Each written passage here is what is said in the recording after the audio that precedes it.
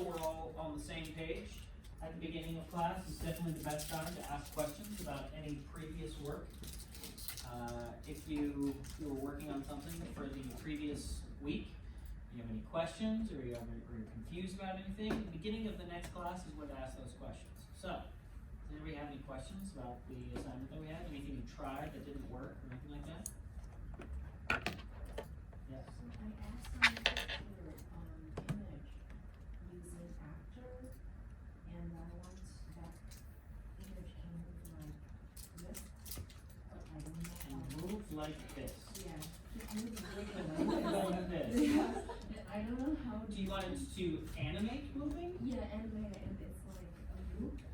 It is like. Sounds like CSS animation. Yeah, but that image is in the after section. So I have in the after section I not only have image but also have some text. Well, you So probably can't do that as well then, can you? It would have to be one or the other. Yeah, because I want to only animate that image and not You the couldn't, text. well.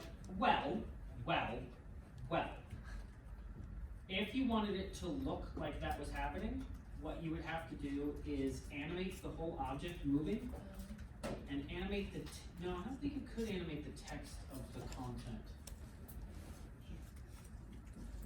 No, you'd have to find some other way of putting the text on the page if you wanted to animate the image. If it was anything else, I was thinking you could animate the object and animate the thing inside of it in the opposite direction, so that it looked like it was like when this one was animating this way, this one was animating this way, and it would just look like it was holding still. But you can't really animate just the textual content of the item, so that wouldn't work. Yeah. And I want to do the animation, I have to use animation Or transform or use an animated GIF. Simple. That's a simple solution, depending on what the image is. Yeah. Yeah. Thank you. Any other questions?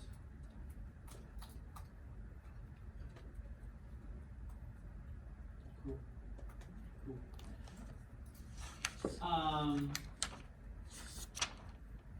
Excellent. So,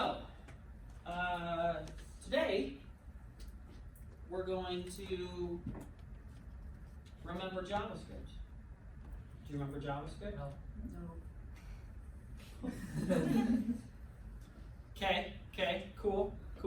Why don't you remember JavaScript? Yeah, No, don't lie to me. One of these statements is a lie. Either that statement was a lie or this is a lie. Yeah, that's right.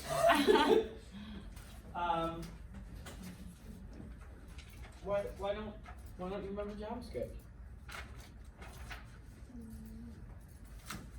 Didn't I tell you guys to go do some JavaScript?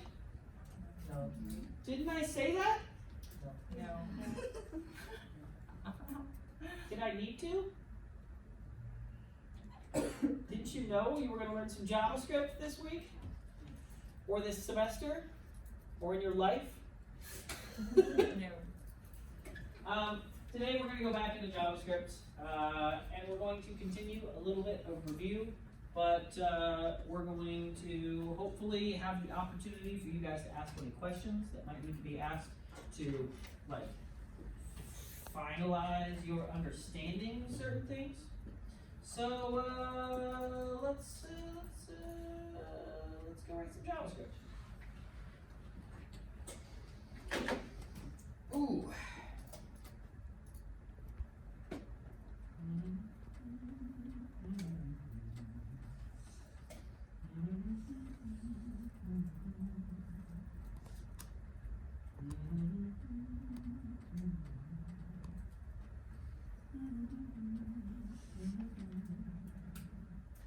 What you should probably do right now is go ahead and close anything you have open from Module 2.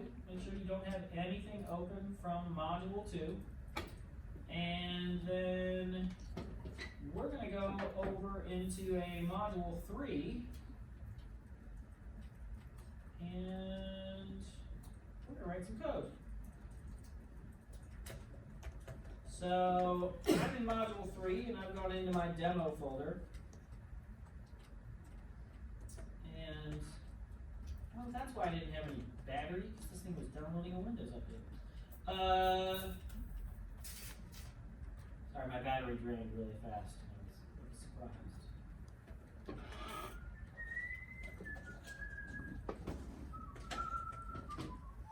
So, let's go ahead and let's make an HTML page. Let's call it Remembering JavaScript. And let's go ahead and let's make it responsive.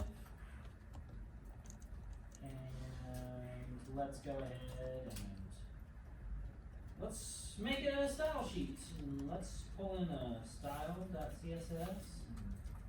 Let's make a script. And let's pull in a source equals js/script.js. Now let's make those files. Let's make a new file and let's save it over into a new folder called CSS and let's call it style.css. And then let's make another new file. Let's save that one into a new folder called JS and let's make that script.js.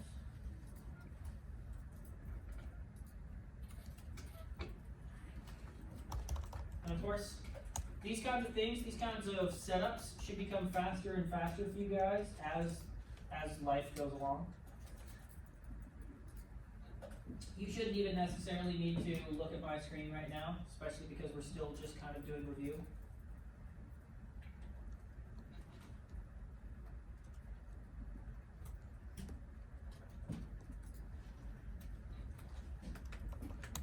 But we're going to go ahead and come to this page and we're going to make a header with an H1. And we're going to say that that thing says Remembering JavaScript.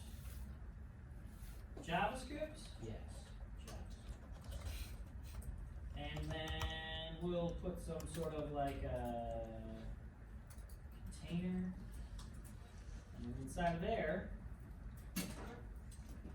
what we want to do is not so much remember the basics of JavaScript, but some of the more interesting things we can do with JavaScript. And to that end, what we're going to do is we're going to focus in on some of the stuff we learned about jQuery. You guys remember jQuery? Yeah. You love jQuery?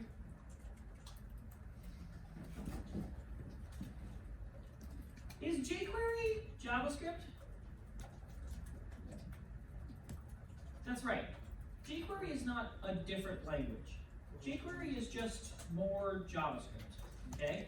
It's important to understand that as you move forward here and as you leave these classrooms, is that when you want to talk to somebody about something, if they ask you what programming language is, you don't tell them HTML, that's not a programming language. And if you want to start talking about jQuery, what you should know is that jQuery is just more JavaScript. It's not a different language, it's also JavaScript. So you're not writing JavaScript or jQuery, you're writing jQuery as a part of JavaScript, okay? jQuery has some really specific uses, and what you should know is that at a certain point in front-end development, there's a possibility that you're going to use some framework that we discussed on one of the other days. And if it ends up that you're using one of those frameworks, it's possible you won't use jQuery. There's in fact a movement online for people there's a website that says you might not need jQuery.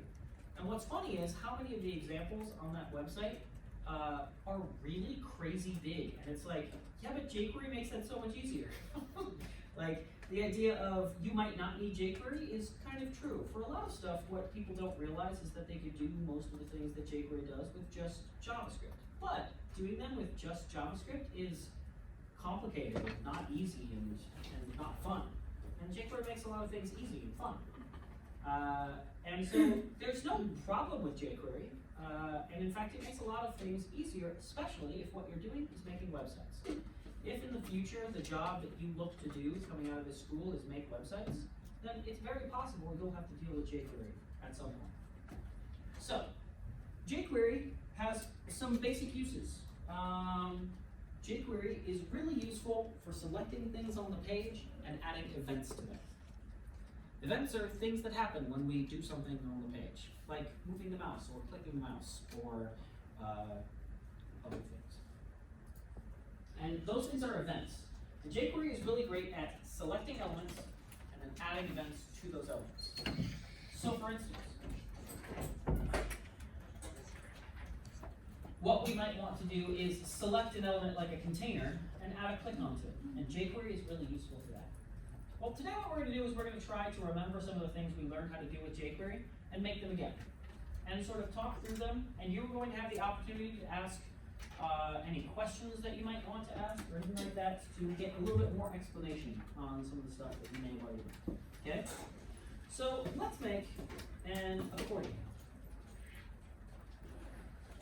An accordion is a common design element that has a bunch of definitions and a bunch of closed definitions that can open or close depending on clicking on a button. And in order to use jQuery, we're going to have to load it into our page. So let's load jQuery into our page. Let's put a new script on our page, and let's give it a source. Let's give a source of https://code.jQuery.com/jQuery-3.2.1.min.js. And genuinely, all of you should memorize this link. It's not hard to memorize, and it's worth it. This isn't even the current version of jQuery. I believe the current version is 3.4.1. But that's all right. This version works. It's good, and it's fairly recent, so it's good. And then let's open up our page and let's just make sure that we did the right thing.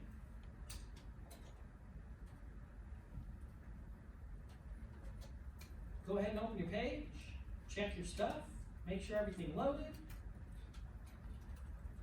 JavaScript, CSS, jQuery. Everything's loaded, everything's good to go. I'm good.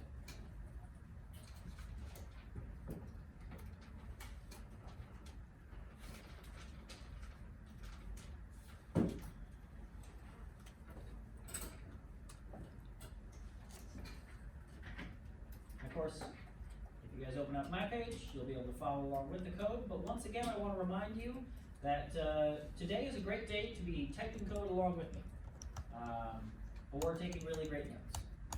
Okay? So, let's make an accordion. What does an accordion look like? Well, the easiest way to write an accordion is actually with a really proper structure. So we're going to make a definition list with a class of accordion. Now, the way that a definition list works is that there's a DT and a DD, and then they're repeated over and over again. So we're going to go ahead and make 4 DTs and DDs next to each other.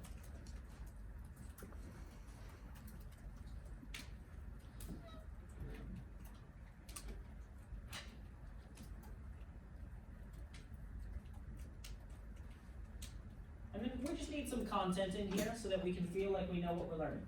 So I'm going to go ahead and say that there's a bear. Lives in the woods. And there's an eagle. Lives in the sky. There's a shark. Lives in the ocean. And that there is a honey badger. Don't give a crap.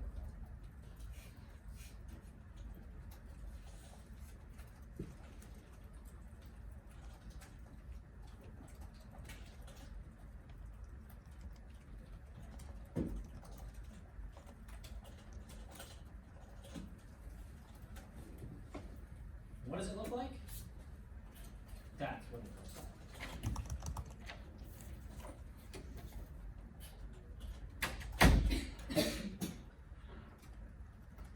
Now, an accordion is actually one of the simpler things you'll ever have to make in your programming life. It's pretty easy. Let's make it look like something. Let's go into our style. First things first, let's give ourselves a box sizing, border box, that sounds fun. Let's give ourselves a container with like a max, huh? Okay. With like a max width of, I'm gonna say 800 pixels and MRA and MLA. And then let's target our accordion.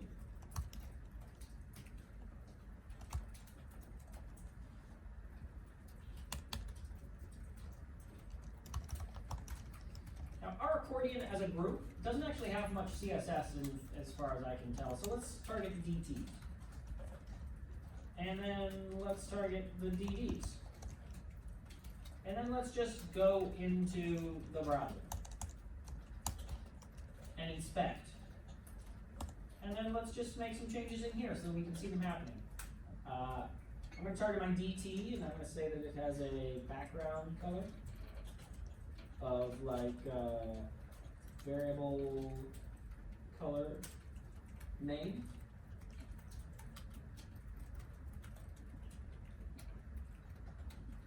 I'm going to go ahead and say that it has a padding of 0.2 ems and 0.5 ems. And then I'm going to say that it has a color of white. Well, going into the browser didn't help much, but let's copy this in here. And then let's go up to our root. And let's give it a color main of, let's say, hey, there we go, that's better.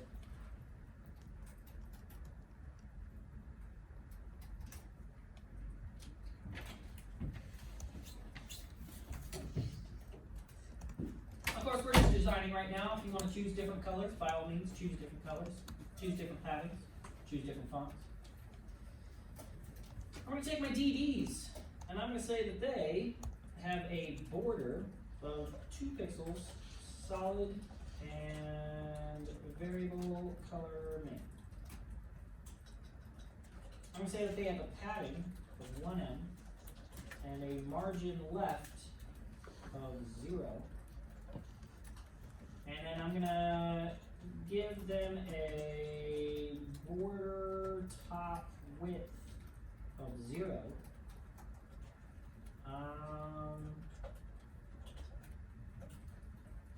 Yeah, there we go. Not bad.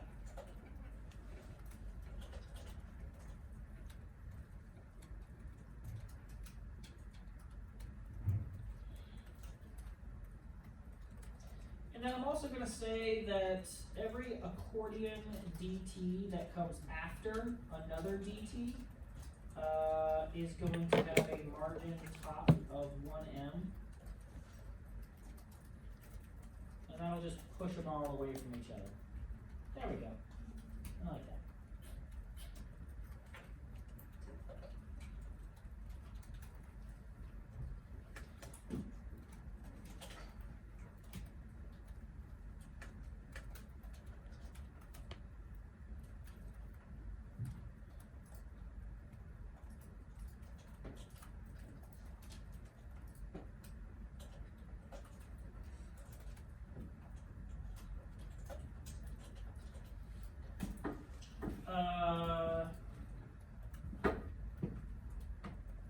You know what? I'm going to say that these have a 1 em pattern. See, that's not right either. I'm going to say that they have a calc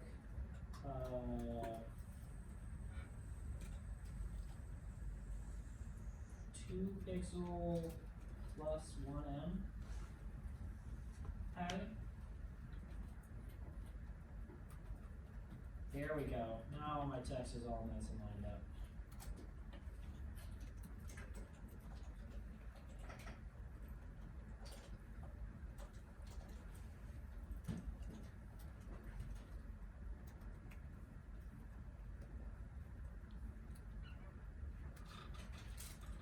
Okay.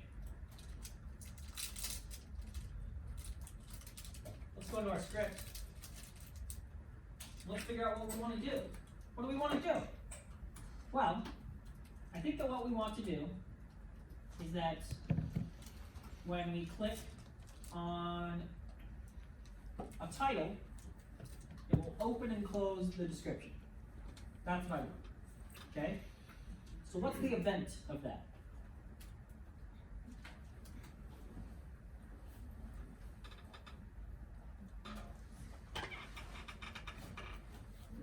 That's right, click.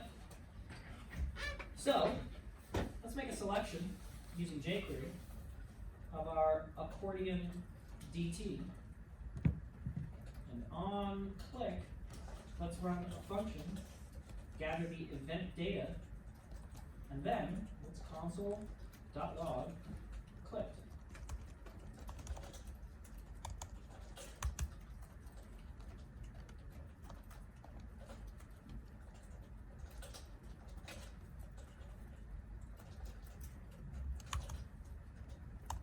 So, what do we have here? We've got jQuery.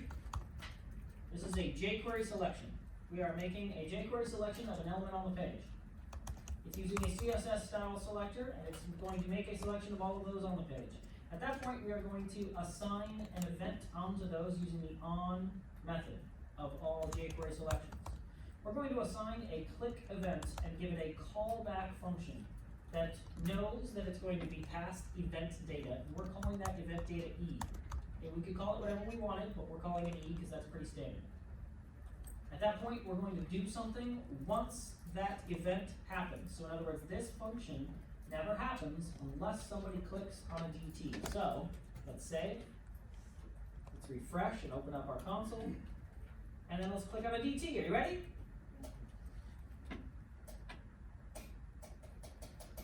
It doesn't work.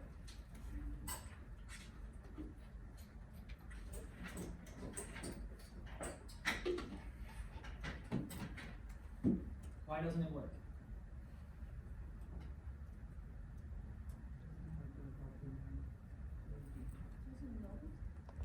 It does load. What do you mean? Because it doesn't have the dollar sign inside it. No, it's waited for jQuery. We didn't get an error. It waited. I mean, jQuery loaded, so it does. There's no error.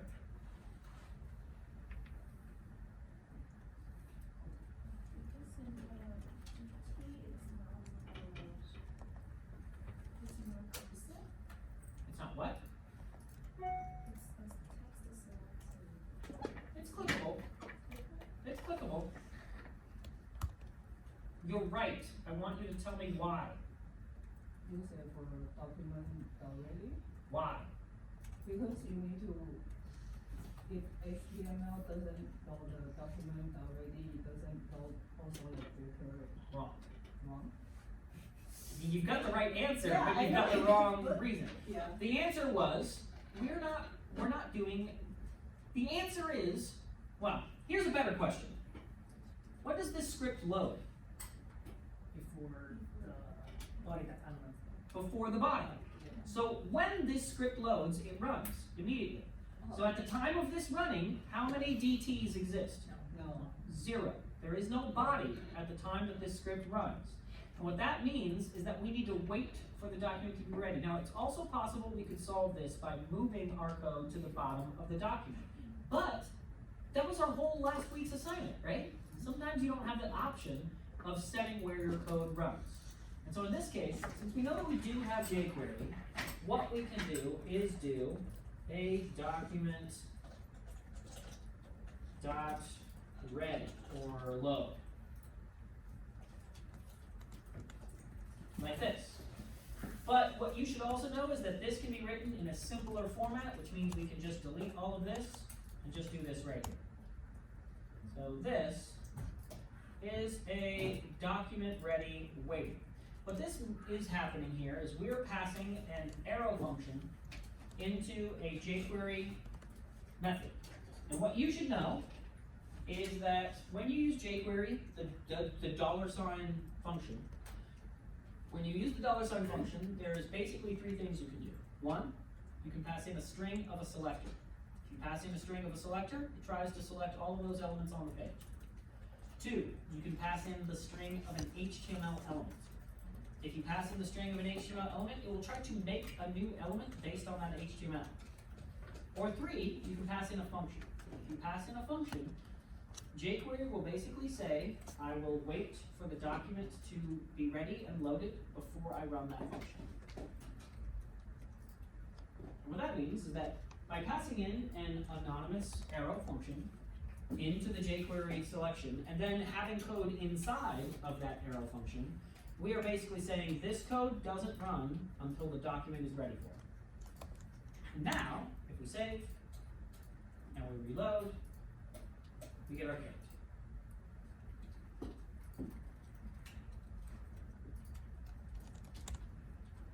I was not trying to trick you, I just wanted to make sure you knew why.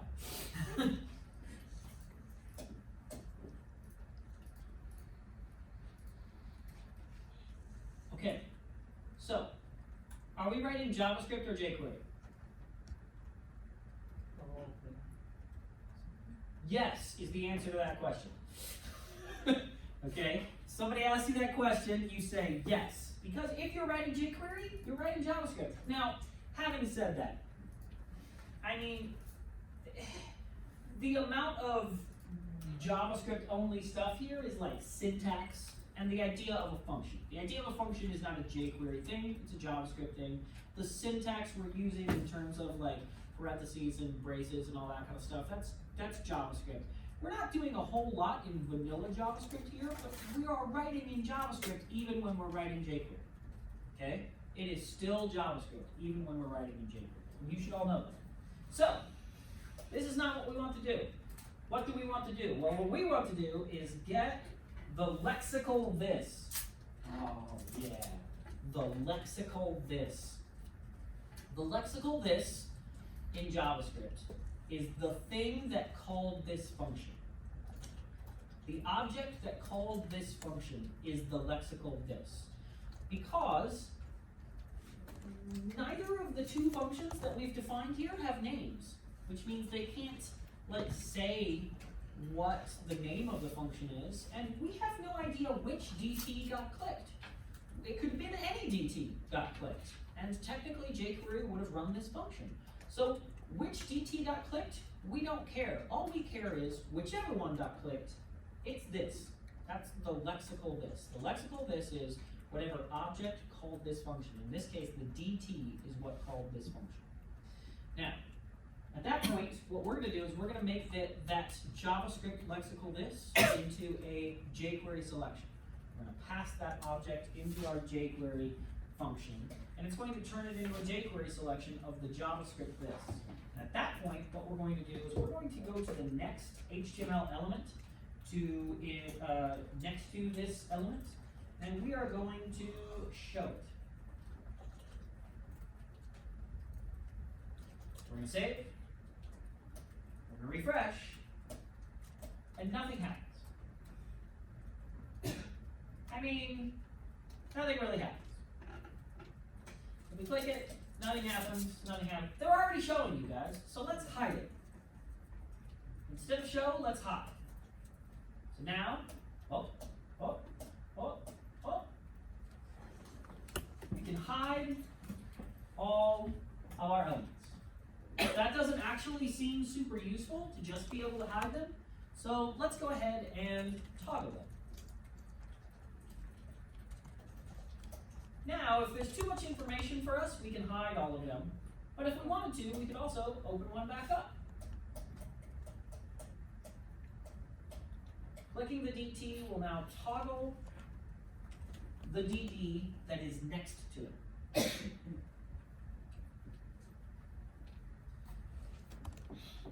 Now,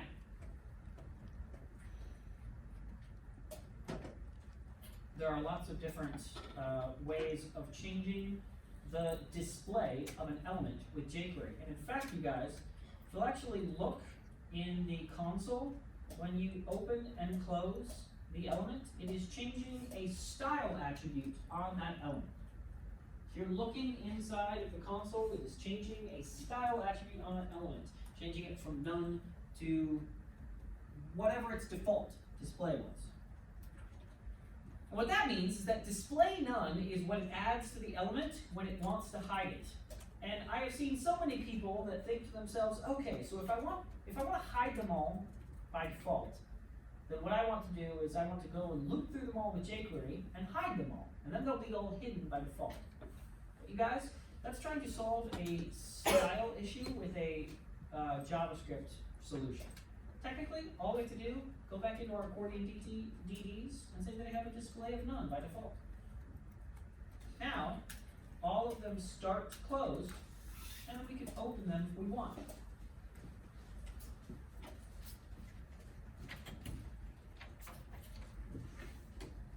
When we know what jQuery is doing, we can do the exact same thing for ourselves. If it's more efficient. Plus this way there's not a weird second where they're all showing and then jQuery kicks in and hides them. There are other display methods. For instance, we could slide toggle.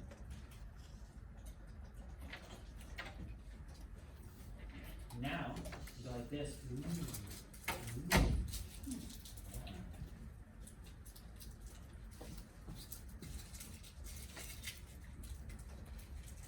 If you watch the console when that's happening, it's going boom, boom, boom, boom.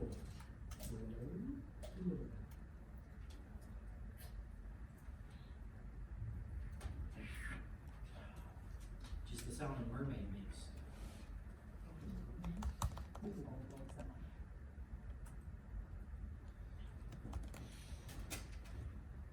Question?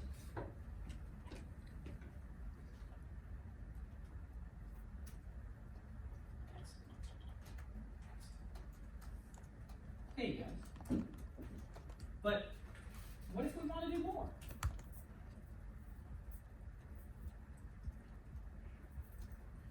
What if we want only one open at a time? Well, maybe what we can then do is say that we want to select this thing and we want to select its next and we want to slide it down. And then we want to select that thing's siblings and slide them up. Because this is a process called chaining methods. We are chaining methods because what jQuery tends to do is return an object every time one of its functions is finished. And that means that where every single jQuery method returns a jQuery selection, or at least most of them. So now, when we save and we refresh, we get something like this. Oops. Well, that doesn't look good. I feel like we did it wrong. So, what you should know is this. All of these functions over here are display functions. They change the display of them. Okay?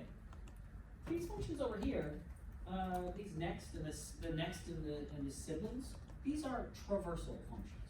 These help you to traverse the DOM. D-O-M, the document object model. Okay? The document object model is the JavaScript way of selecting HTML elements. And the next and siblings methods are traversal methods for traversing around the document object model and moving from element to element to element. Okay? And so next moves to the right one element, and siblings selects all elements except this element. However, both of these methods, and in fact almost all traversal methods, can be passed a selector. So for instance here we can say only select the DD siblings of this DD, which is what we're currently selected at. Now, when we save and we refresh, we should be able to open, but only one is ever open at a time.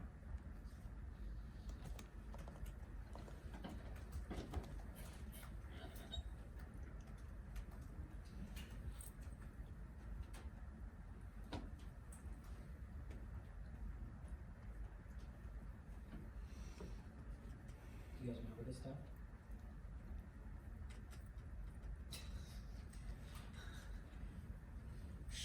dirtiest look. No, I don't remember this stuff. We've barely begun. This is like 2 lines of JavaScript. So, jQuery is pretty nice. It allows you to do some things that seem like they should be really difficult, but don't have to be really difficult. In fact, now what we have is something where we have a pretty good accordion. In fact, I would find it hard to get much of a better accordion anywhere else.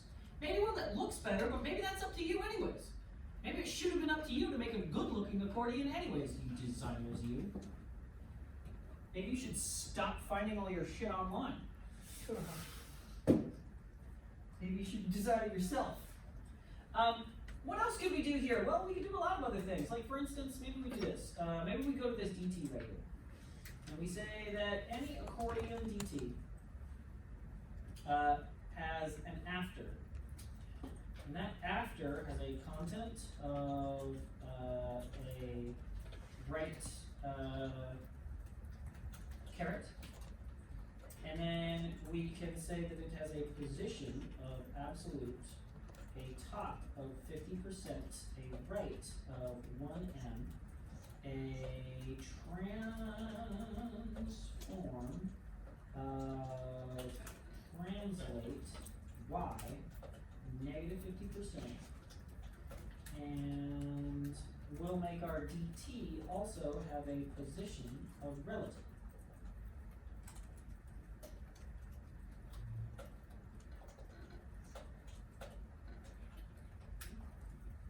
Now we got some sweet little arrows over here.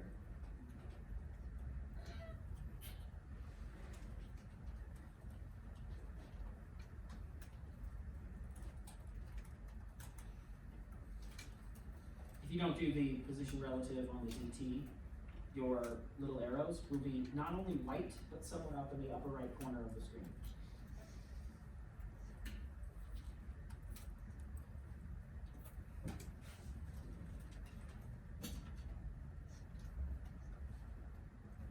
Okay. Well, then what we could do is we could improve this possibly one more step. Let's go a little bit further.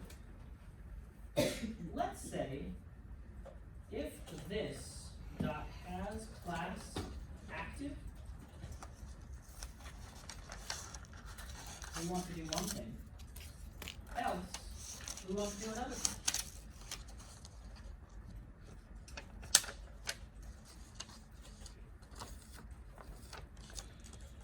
If this has class active, what we're going to do is we're going to say that this dot remove class active, and this dot next dot slide.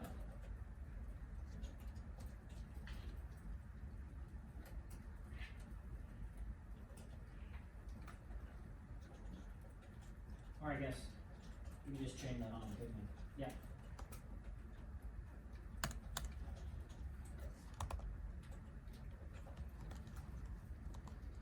But if it doesn't have a class of active, let's this dot add class active. And then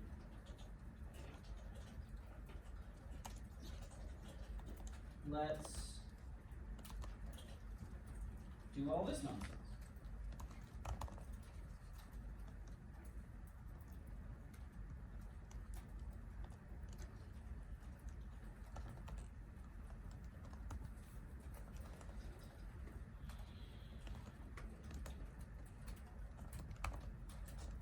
Now, this is going to give us a couple of things. One thing is that now we should be able to open, but also close one of our titles. Before, we couldn't close them. Now we can actually close them. But this also gives us the added benefit of being able to come in here and say that we have a transition all 0.5 seconds. And that when our DT has a class of active, then its after vector has a transform, translate y of 50%, but also a rotate, and we'll say that it has a rotate of 90 degrees.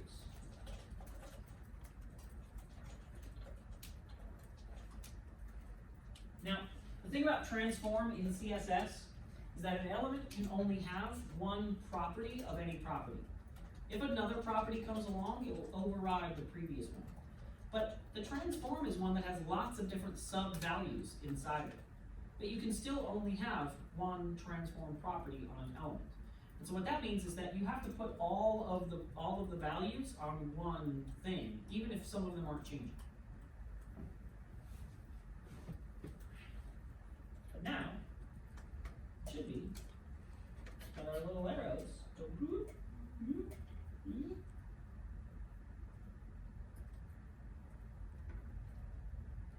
Oh, that's weird. Oh, that's super weird. Wait, what? Wait, what? Weird! Hold on.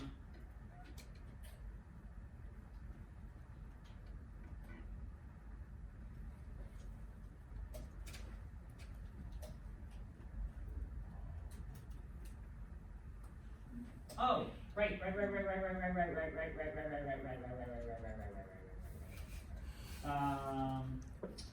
Sorry.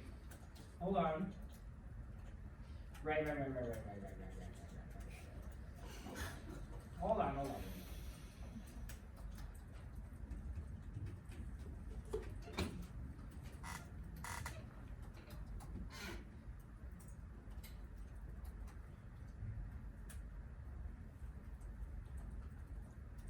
There we go. We have to select the other DTs and remove their class of active when we add a class of active. My bad. My bad, y'all. I apologize. I'm sorry. All right. I wonder if that was a problem.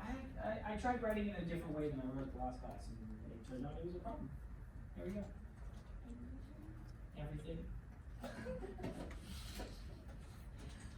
Before, I wasn't removing the class from any other elements. I wasn't removing active from any of the other DTs when I added a new active.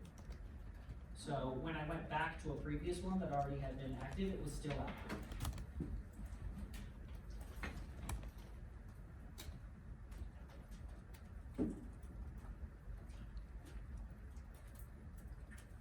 Questions? Other questions? I'm going to remind you that my code is all online, so you do not have to be looking up at my screen. You can simply open up my code and refresh my code.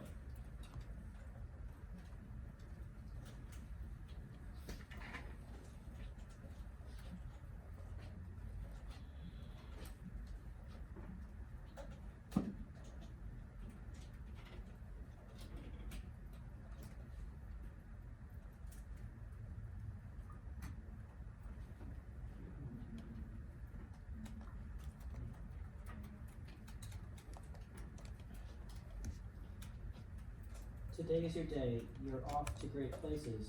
You're off and away.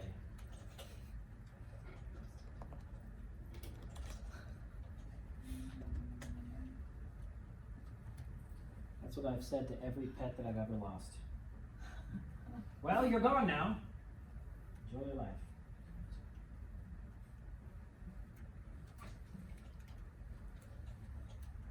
Questions? Thoughts? Yes. Yeah, that's weird. What do you mean it's not working? Why do you think it's not working? It's not working. Well, it's really hard to tell anything if you don't have the inspector open. Well, it looks like there's an error on line 9. Here.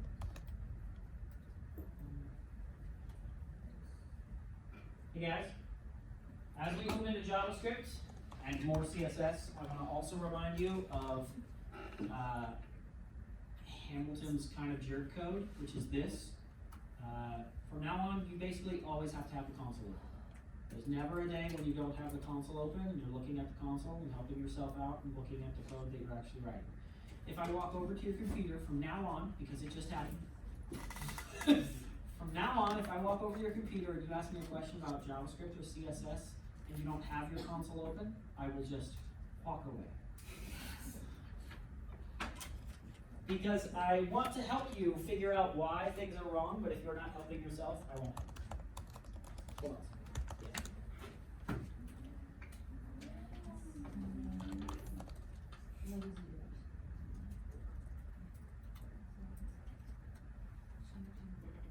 Is it getting the class? Go back. No. Go back. Click on one. Click on it. Okay. Okay, so the DT is getting reactive. Okay. So go back to your CSS.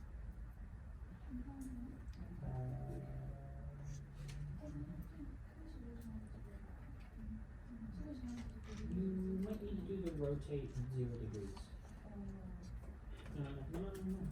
Copy this line, but make the setting rotate 0 degrees. Like both of them.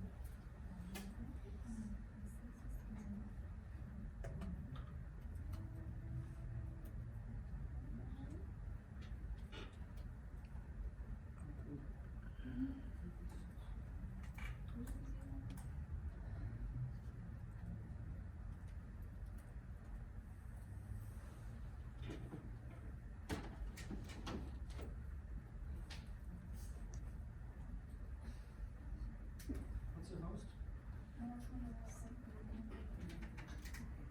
Call them up and ask them if they're caching your CSS. For instance, free code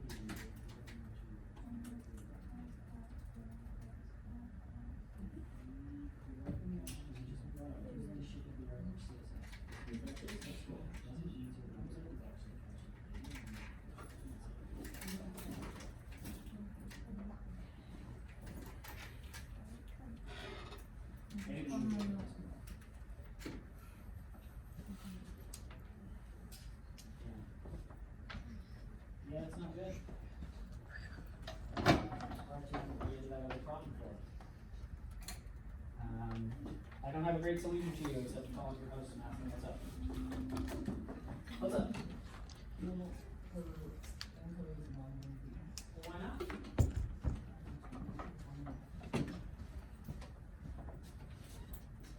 First things first. Let's check to see if it's actually getting the class.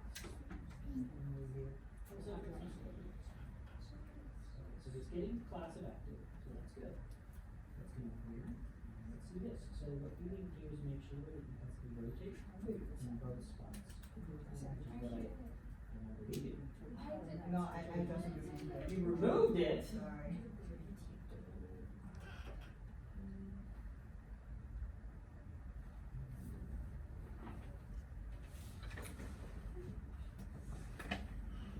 Oh, well, you also don't have transition, but it's not changing either.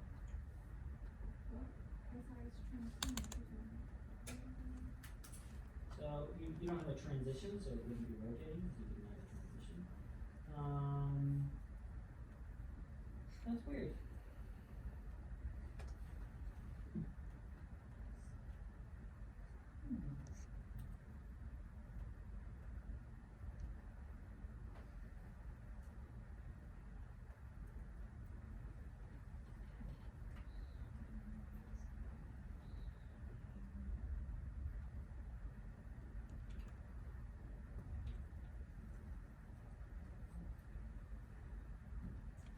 But I think still this will be good. Yeah, I see that. Yeah.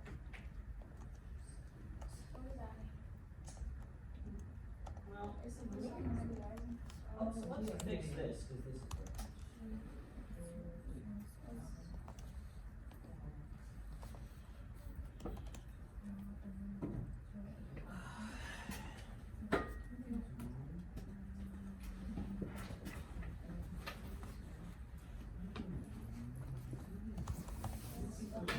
I'm looking for anything wrong, because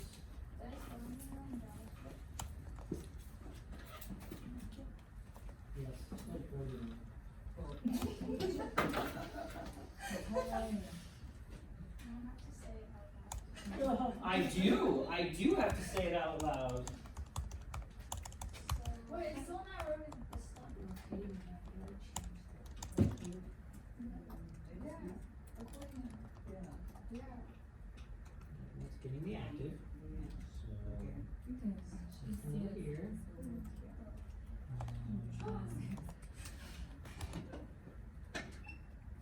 accordion wrong too. See, Oh. she spelled accordion wrong too. See, everybody spelled accordion wrong. You're not alone. You are bad at spelling with others. T 보다 T. Accordion is a weird word. Let's all agree. It's a weird word.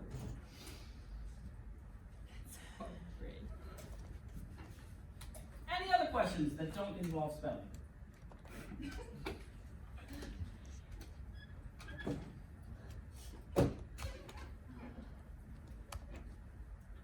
Hey guys, JavaScript is a lot of fun. You should have fun with JavaScript. It's cool. Let's do another element. I'm going to make another container. Inside of that container, I'm going to say that I want to do a tab group.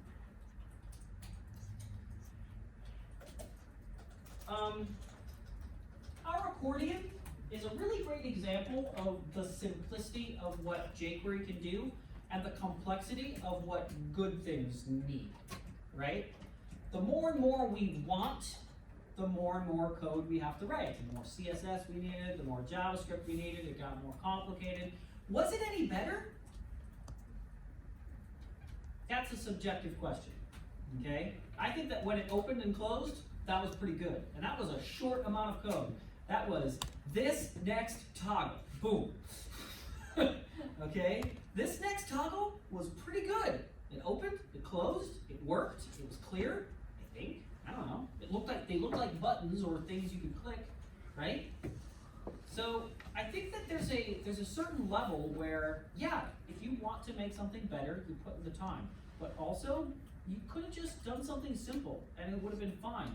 And especially, you guys, this semester, or I should say, if there's ever a time in your life where you need to get something done, get it done fast, not right. Like, get it done and move on, and ask for time to improve it later. Right? Get something done, get it done, and say, okay, this still needs work, but here's basically the idea. This is going to open and close. It'd be nice if this, unless that's your assignment. If your assignment was animated open and close, that's one thing, right? But like, if you just need to make an accordion, make an accordion. Be like, yeah, we'd like to make it better. Would you like to? Can we bill you for that? Okay. So it was able to be done simply, and then it was able to be made better. Let's make a tab group. What is a tab group? Well, a tab group is a very similar thing to an accordion, in that you click one thing, you show something else. That's what a tab group is. You got tabs, you click a tab, it shows some content. That's the exact same concept as the accordion. You click a thing, it shows it there. That's it. Okay? There's a couple of differences. And one of the major differences is that the tab group brings into the idea that the thing you click doesn't need to be near the thing that you open or the thing that you affect. And this is an important concept, okay? Because what you guys need to know is that the idea of your interaction doesn't necessarily have everything to do with your design and your layout, okay? Your design and your layout can be wherever it needs to be, and then the interaction can come later, like how it's clicked or what it's clicked or animations or all that kind of stuff can be wherever. So we're going to design a tab group right now. It's going to be a very similar concept. We click a thing, and we change something else on the page. So let's make a tab group. It's pretty easy. We're going to make a tab group. Done. We made a tab group. We can all go home now. Inside of this tab group, let's make some tabs. And next to those tabs, let's make some contents.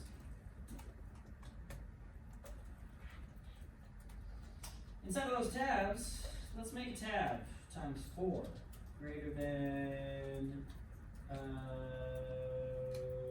tab dollar.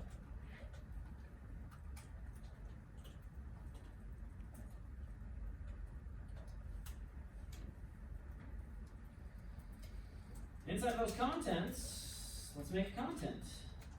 And let's make 4 of them.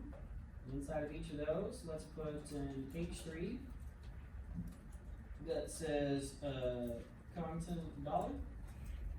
And then next to that, let's put a paragraph times 5 greater than long 40.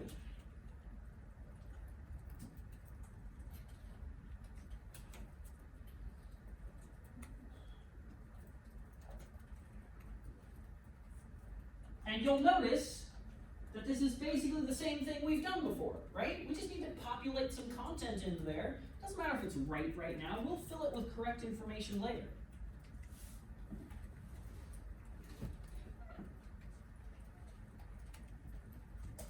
Now, we have just a shitload of content on it.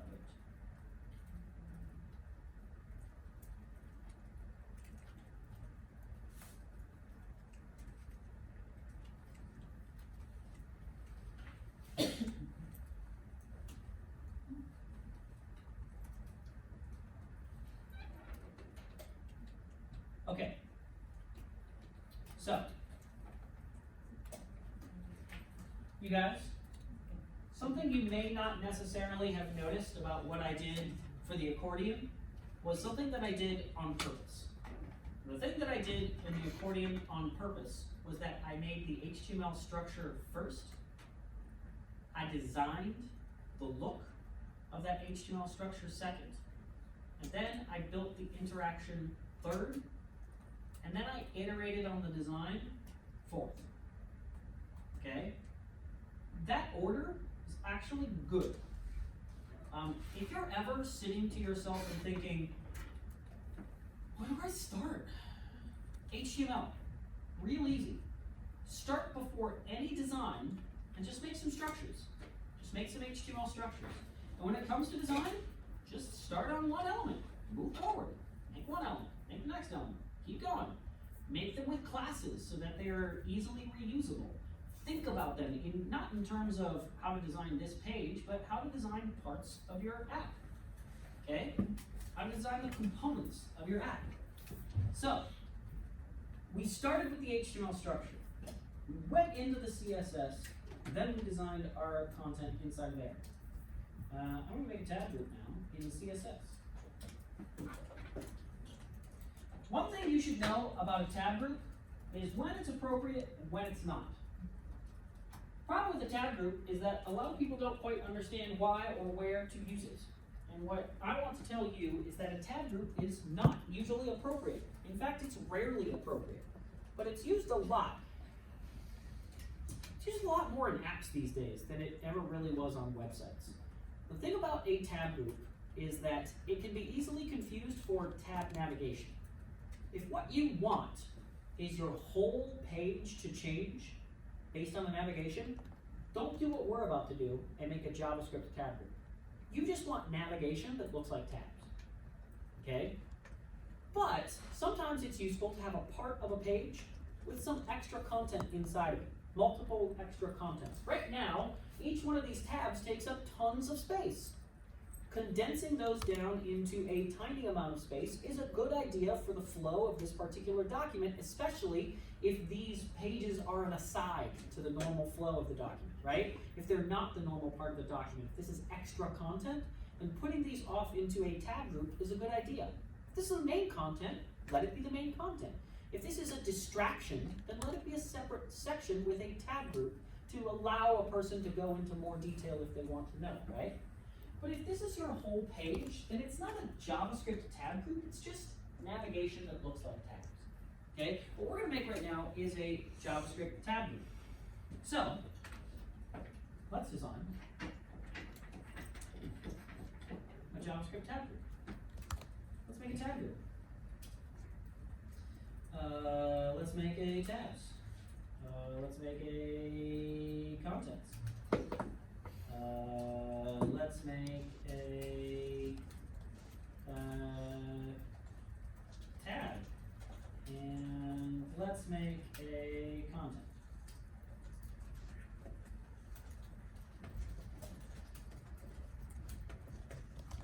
Just give yourself a bunch of those classes right there, and then let's come back into our HTML. Let's take our tab group. Does that not work? Do I have hard reload? There we go. Add hard reload. tab group class that's now available to us, and let's add some stuff to it. Let's give it a height, a defined height, because that's what we want to do with the tab group. And I'm going to give it something like 30 VH. And then I'm going to give it an overflow of hidden and a position of relative. And I'm also going to give this a display of flux.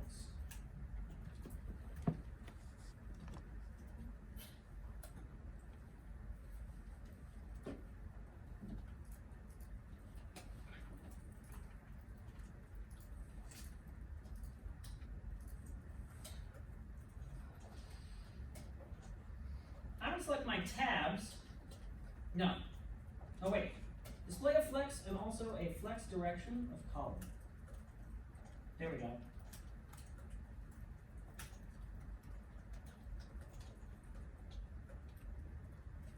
Okay. I'm going to select my tabs. My tabs are also going to be a display of flex. I'm going to also give them a border bottom of 1 pixel solid, and then we'll say no, DDD. There we go.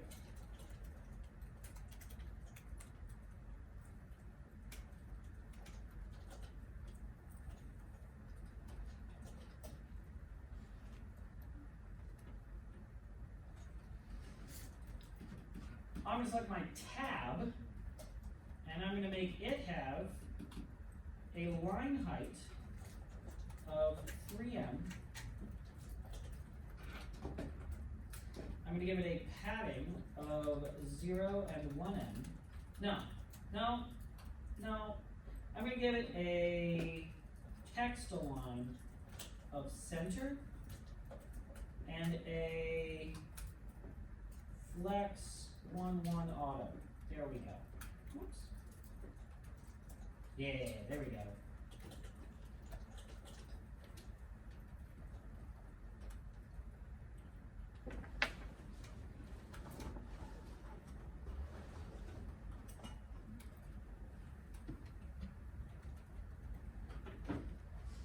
I'm going to take my contents and I'm going to give it a flex of 1-1 auto, a position of relative, and an overflow of hidden.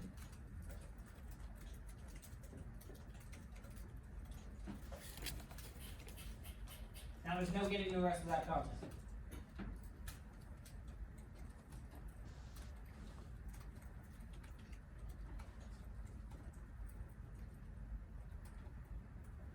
But then I'm going to go into my content, and I'm going to say that it has a position of absolute, a top of 0, a left of 0, a width of 100%, a height 100%, and an overflow of auto. Now I can scroll that content.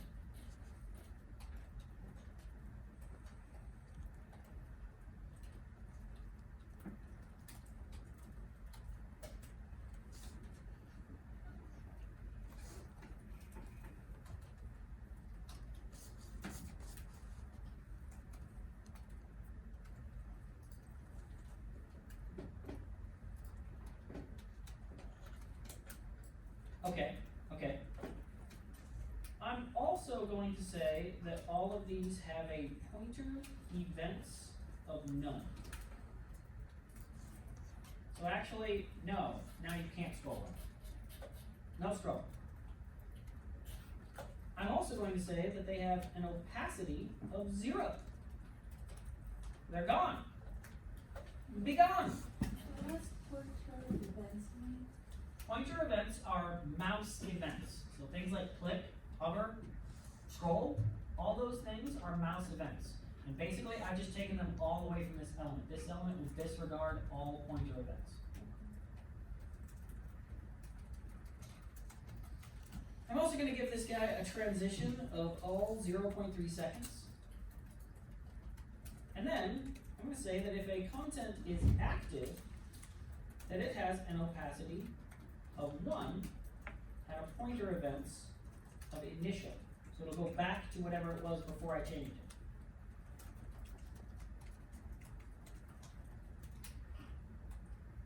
Now, refreshing doesn't do anything, but I'm going to go back into my HTML, and I'm going to select my first content. I'm going to click into the class of my first content, and click into the class of my first tab, my first content and my first tab, and I'm going to give them both a class of active, because they're the first ones, so they should be the ones that are shown by default. But how did you do the adding at the same time? I clicked into one and then command clicked into another. Hold down command and then click into another place. You can do it all you want.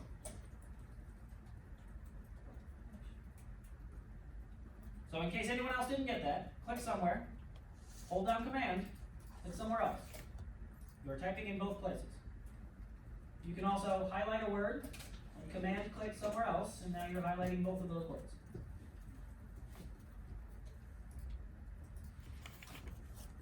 So now, when I refresh, I am able to see my first content, but none of my other contents, and I'm able to scroll it because it gets its pointer events back.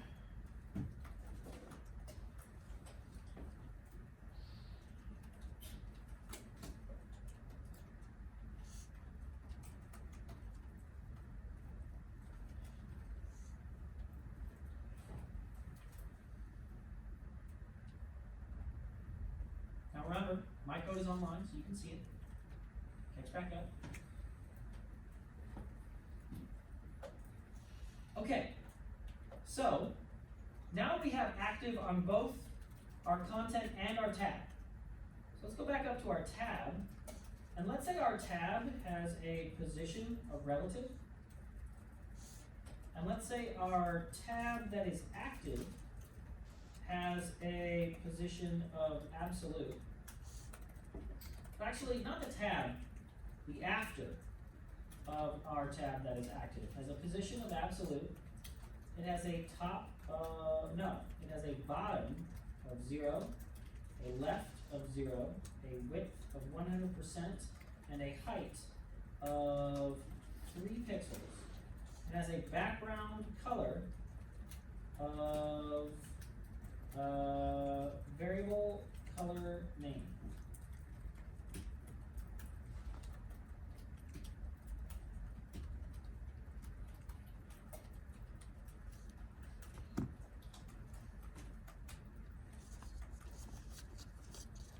Oh, and it has a content of an empty string. There we go.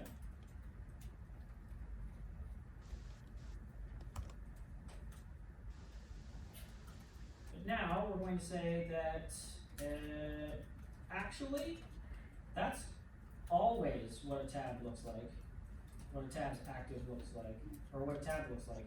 But when it's active, we're going to say that it has a default height of 0, and that it gains the height of 3 pixels when it becomes active. That's what it is. By default, it has a height of 0, it gains a height of 3 pixels after. We'll give it a transition of 0.2 seconds.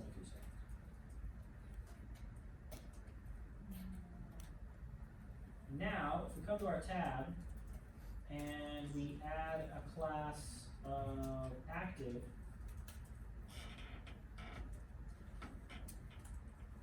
it animates in.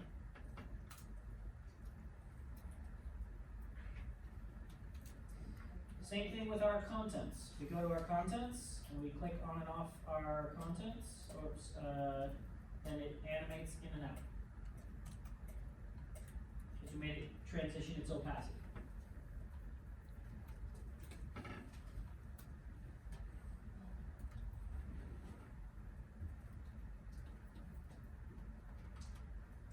And I want you guys to recognize something right now. First of all, yes, I've written this exact same code 737,000 times. So I know what I'm looking for and what I want to do. But 2, I've already designed my interaction before I ever have any JavaScript written. I have no idea how my JavaScript developer is going to make the interaction of the tab and the contents work. But I do know that whenever they make it work, it will look like this. This is super important, and all of you need to remember this. You can design the whole process well before you're ever able to actually make it work. And you can do it with CSS. And you can do it with the browser. With Chrome, you can just sit there and turn on and off the state. You can see what it looks like. And you can design the interaction before you're ever able to actually code the interaction. Okay? We haven't even gotten to the JavaScript of this one yet.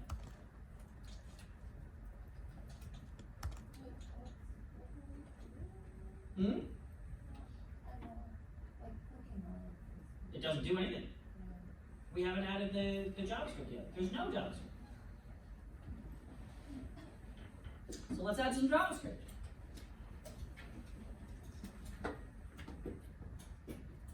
Okay, well, that was our accordion. So now, let's add our tab group.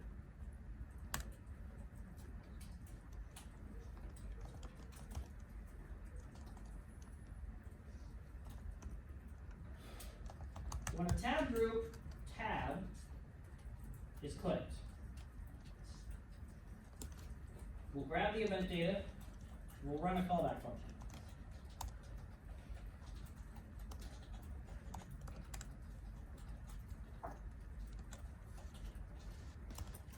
Let's just make sure it works. Console.log on.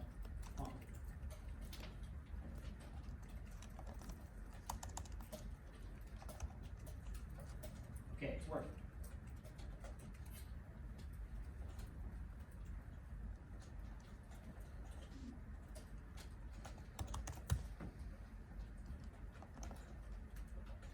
What we're going to need to do here is,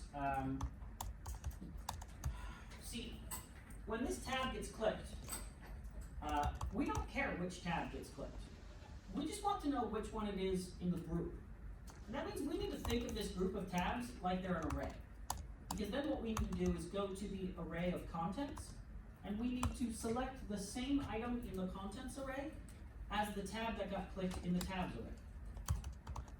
So for that, we're going to let a variable called ID equal of this dot index. Index is a jQuery method that helps us to get the position of the current element of the selected element in its parents' children, as if its parents' children were an array of items. So, what is the first index of any array? Raise your hand. What's the first index of any array? Yes. 0 is correct. Hey, raise your hand.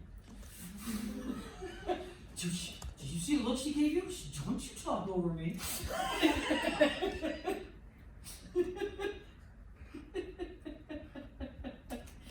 I answer that question. Raise my hand and everything. What is the last index of every array? Raise your hand. What number? That's not a hand raise. I thought you learned your lesson. Length minus 1. So, what's the last index of an array with 5 items in it? 4. What's the last index of an array with 100 items in it? 99. Okay? The last index of an array is always length minus 1. And the first index of an array is always 0. What that means is that our ID, in this case, will be a number from 0, 1, 2, or 3. Not 4. 0, 1, 2, or 3. Okay? So then at that point, what we want to do is we want to take this and add a class active, go to all of its siblings, and remove a class of active. And you guys, what's great is that we don't have to do any selecting with our siblings method this time. Because the tab doesn't have any other kind of siblings. When we were doing our accordion, there were DTs and DDs all mixed together. But here, tabs and contents are separated away from each other. So when a tab gets clicked, you can select all of the sibling tabs and remove class active from all of them. At that point, we're going to go and we're going to select this thing. And we're going to find the closest tab group.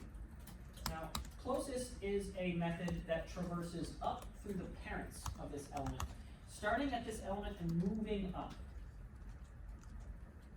At that point, what we're going to do is we're going to find all of the content elements inside of that tab group. So we're going to find a list of all of the content elements inside of that tab group. And then we're going to find the one that equals that ID that we got earlier. EQ is a jQuery method that allows us to select an element based on an array-like ID. And so it will return a jQuery selection using an ID as if the jQuery selection that it was pulling from was an array. And then we'll be able to add class active to that content. And then we will be able to siblings remove class active from all of the other content elements.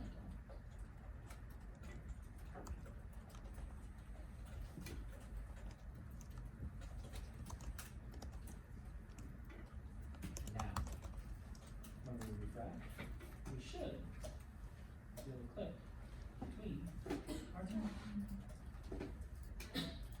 And we should be able to activate and work with all of them, highlight all of our text. We're good.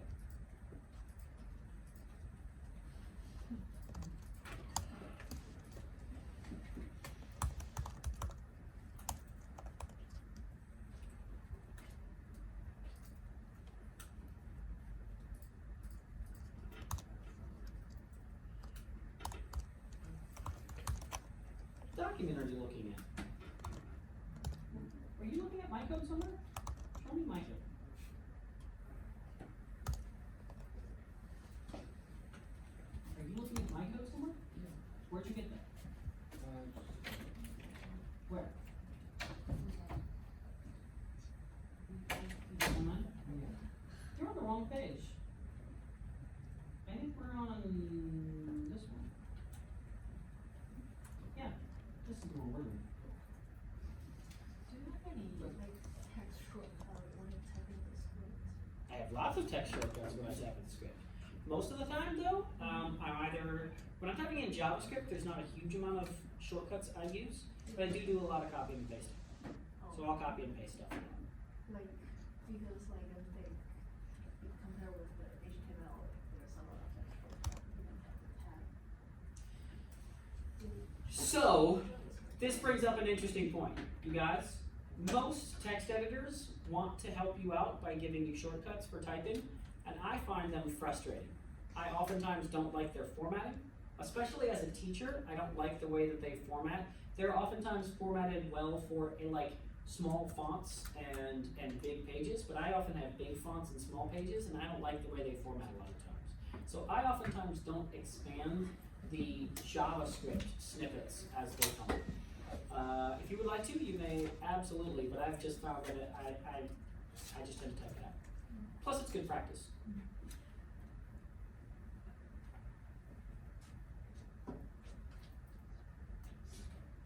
Any other questions?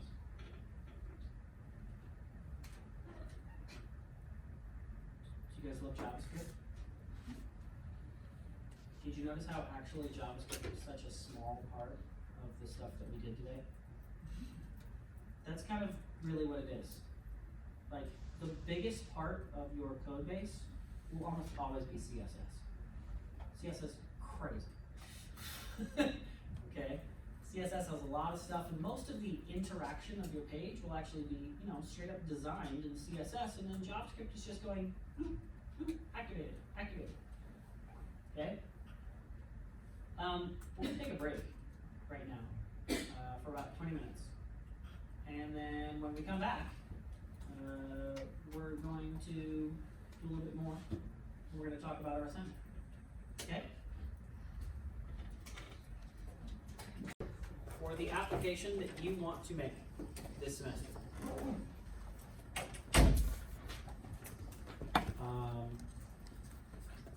We're going to talk about that a little bit, and we're going to discuss what that document needs, and we're going to discuss what that application needs.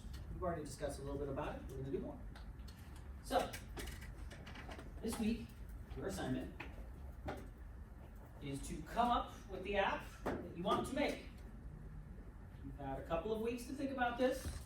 Now you need to make some decisions. Okay? This proposal document is something that needs to have a number of parts inside of it.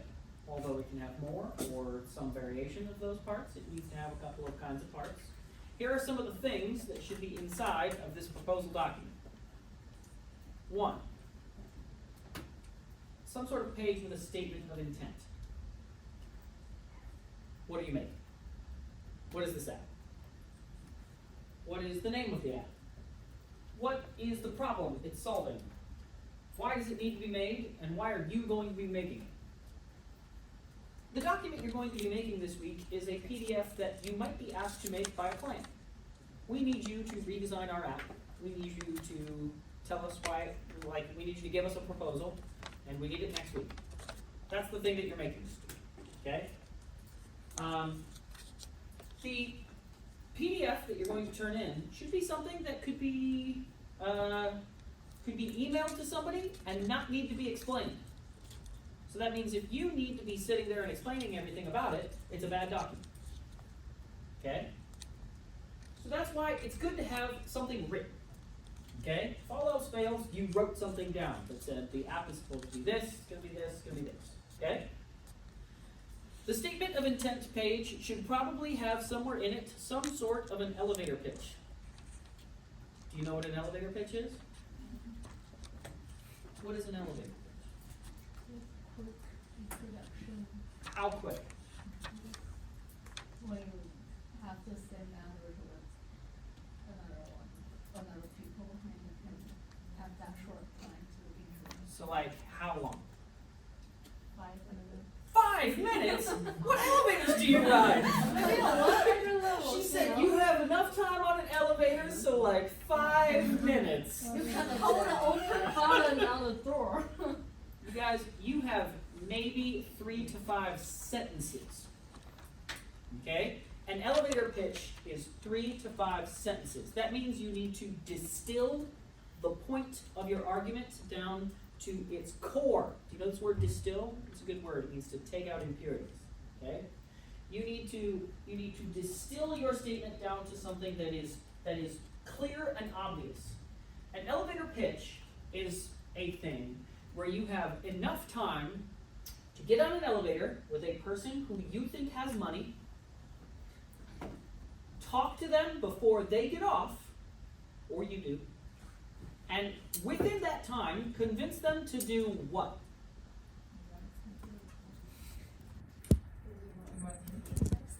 No, you don't have enough time for that. What you need to convince them to you is to say, I want to hear more.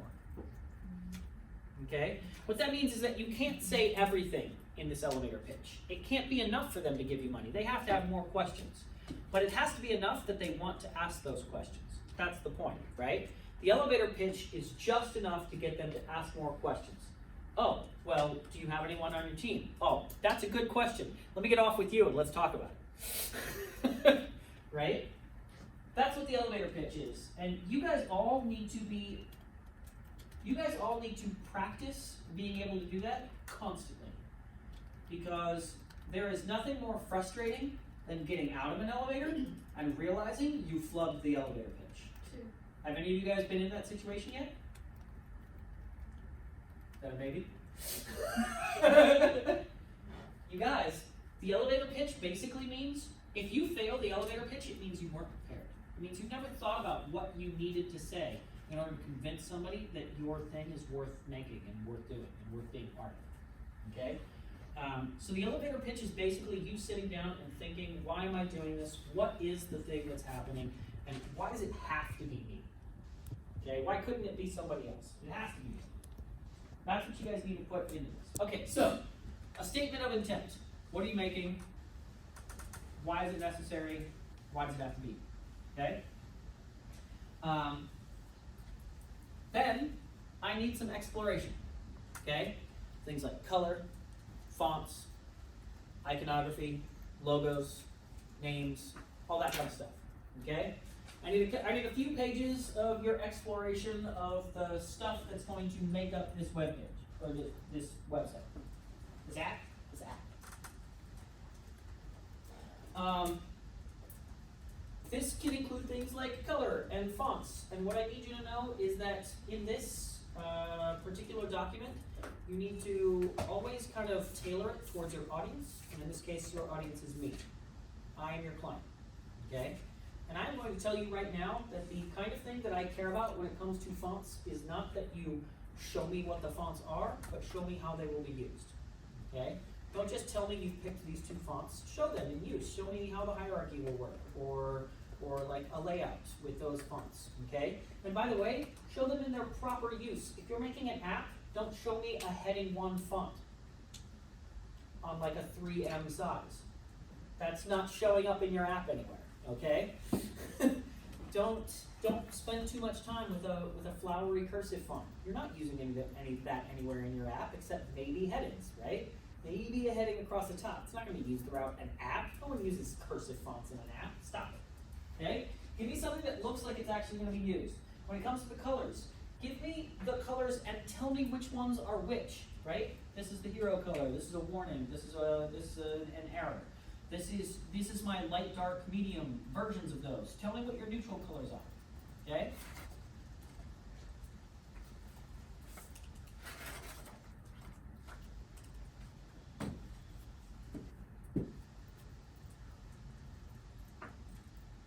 Iconography. How many icons do you think are going to be in your app?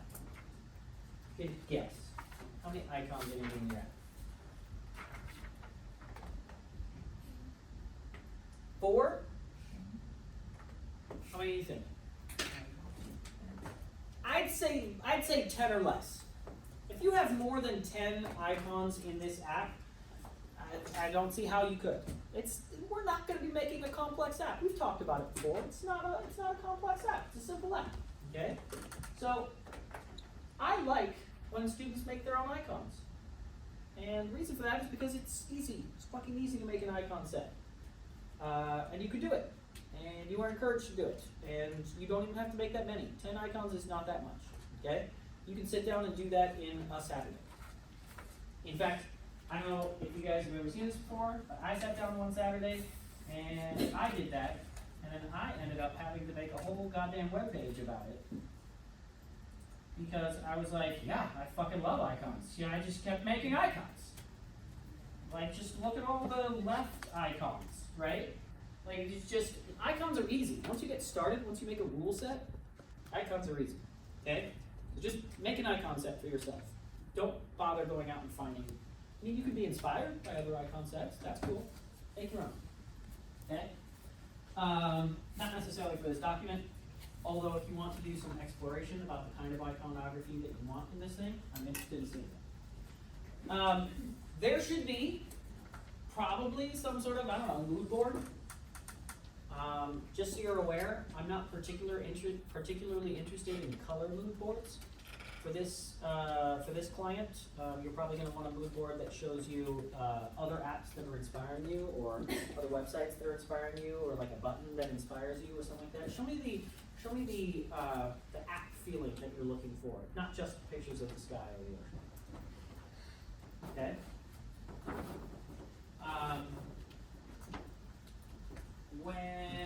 At that point, what you're going to need to do is have a user workflow chart, a user workflow chart.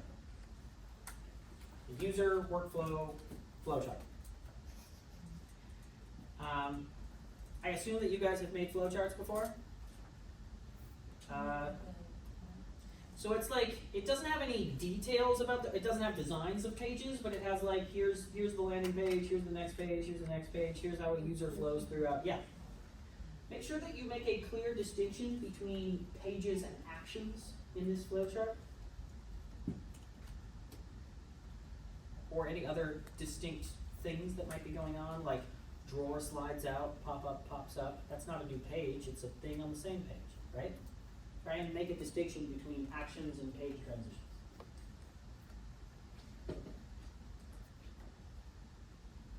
Okay. And then at some point in this document, there needs to be some sort of layouts or wireframes. Now, we're going to talk about what I'm expecting in terms of that, but there's got to be some sort of layouts or wireframes. So, at the very least, I need pencil sketches. Just draw some pencil sketches and then take a picture of them and put them in the PDF, okay? If you want to go into Sketch or Figma or whatever and design some actual layouts, please keep them low fidelity. Don't try to make anything good. Just make something that's clear, okay?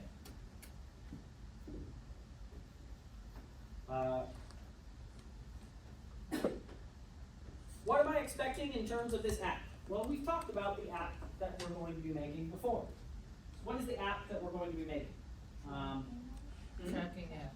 It's an animal tracking application, or a thing track, an interest tracking application. Call it that. Okay? It's an interest tracking application. Because this isn't something that helps anyone or that you get other people's data. It's, I'm interested in this, and when I see it, I track it. That's the idea. Okay? So, before I say anything else, let me remind everybody. If you can't think of an interesting idea, just make an animal tracking app. Okay? It doesn't have to be original. It just has to be like the idea doesn't have to be original. Just your app has to be original. Okay? In our animal tracking app, what we need is a list of things that we're interested in as a user. We're able to add, remove, and edit anything from that list. So it can't be a set list by the app. It has to be something where we can add to the list.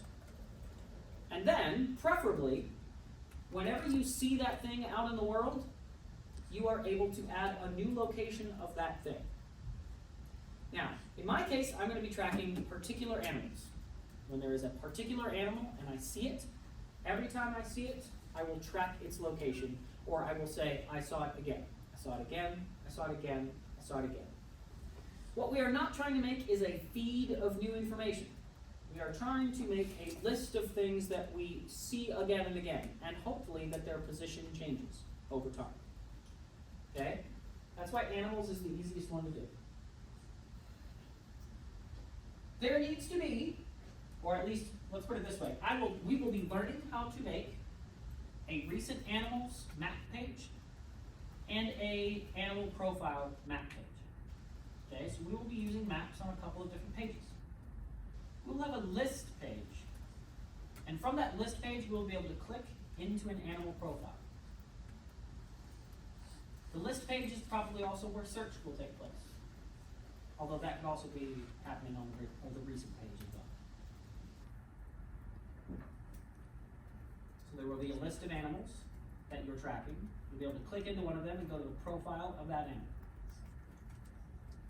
That page will then show probably all the locations of that animal. And you will be able to edit that animal. You'll be able to open up a form and change the name of the animal, if need be. You'll be able to add new animals to the list page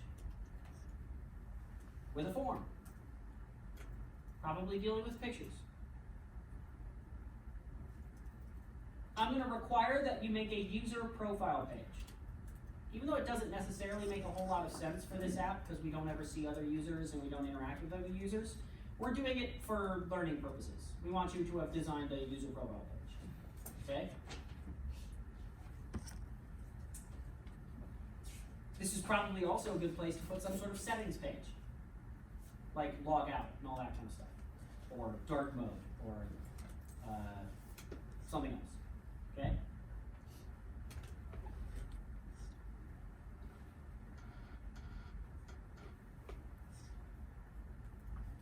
And that's like it. There's not a whole lot to this app. You're gonna have to be able to edit your profile, so you're gonna have to be able to like change your email if you want. But yeah, there's not a whole lot out to this app. You're going to log in, see the last places that you saw all of your things. You'll be able to see a list of all of your things, and they can pick one and say, I saw that one just now. That's why I probably opened up the app, and then add a new location to it. And that's it. That's the whole app.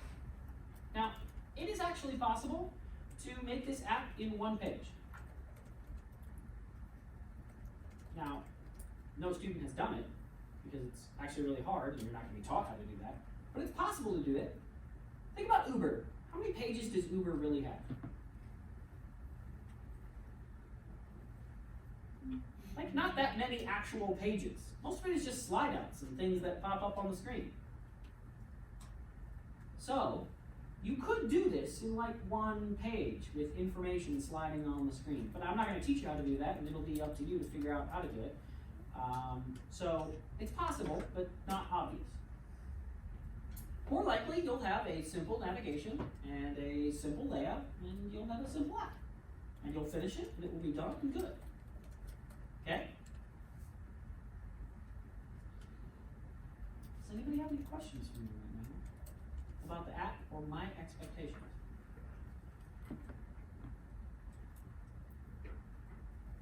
Well, this class is just dead center. Yes?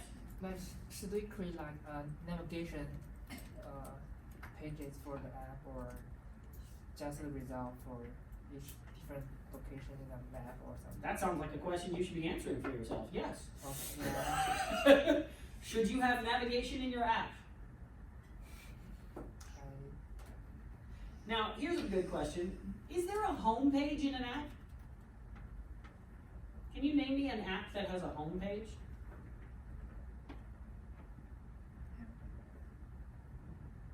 Not really. Most of them these days, like social apps, have feed pages or something like that. It's not really a home page, but it's the page you land on, I guess. But most pages don't have any sort of home page or anything like that, like a hub of navigation. But you'll probably have core navigation on the app, probably a bottom bar or something like that. Something like Instagram is like probably the way you'll design your navigation. It is possible to have some sort of sliding drawers or something like that, but let's talk about apps and complexity. Does anyone here use Facebook? Use Facebook? A couple people? Sometimes. Sometimes? Okay. So,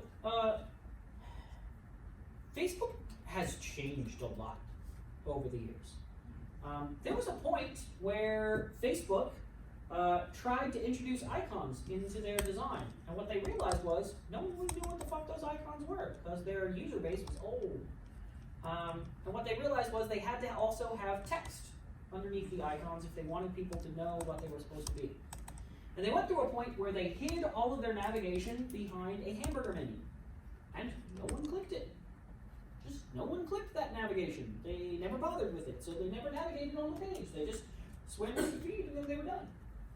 And what they realized was, if you want people to do certain things, you cannot hide it. If the basic functionality of the app requires that something be visible most of the time, then don't try to hide it. And this app is simple. You guys, the reason that any app like Facebook would ever even want a hamburger menu is because they have 17 million things that you can do on their page. Their settings page is enormous. It's got sub-pages. They have sub-pages inside of their sub-pages of settings pages. Okay? And when it comes to their just core navigation, they have so many different apps inside of their app that they had to hide it all. Well, our app is not that complex. I don't know that we're ever going to need to hide any of our navigation. Or at least if we do, we want to hide something that's not necessary. Right? Anything that's unnecessary, we can hide that and then bring it up if we want to. But anything that a person would normally do with the app, there's no need to hide that necessarily because our app is so simple.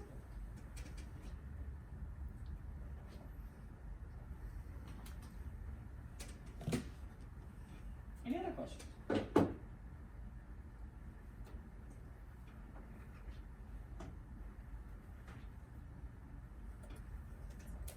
Okay, well, now seems like a great time for you guys to figure out whether you have an idea that I'll actually approve of. So if you have an idea already of the app that you think you might want to make, throw it out there. Let's see if I like it.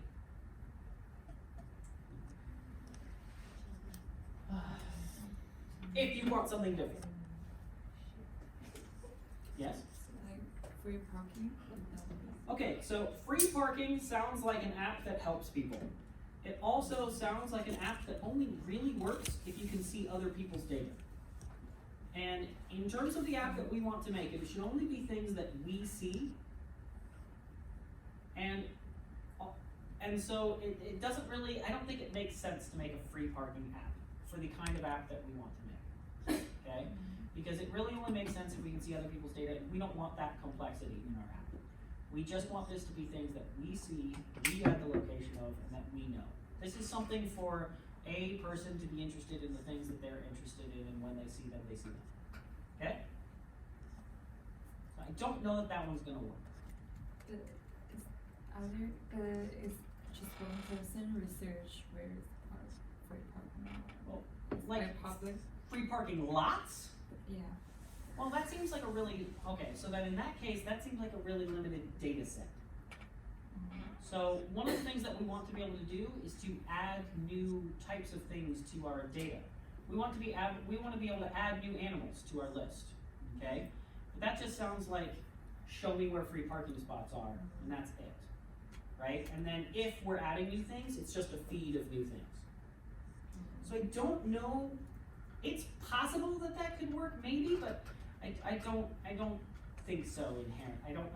When I immediately hear it, I don't think it works. It's possible that you could convince me in your document, but I'm immediately against it.